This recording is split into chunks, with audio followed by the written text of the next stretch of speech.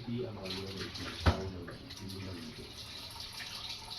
Na makita niya ang tala ng mga luha ay bigla niya naramdaman ang kapalang ng kanyang siguro. Tapos nakita niya kung nasa ang lugar siya.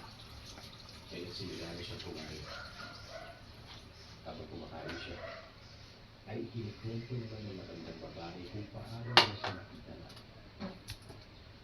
Ang mga anak daw nila ang nagligtas sa kanya doon sa pamilya. Nang iuwi naman siya sa bahay ng mga anak ito, ay dali niya nagpapalabot ang mga sugat niya. Sila na rin ang nagtanggal ng mga nakabaong bala sa kanyang magkabilang balita.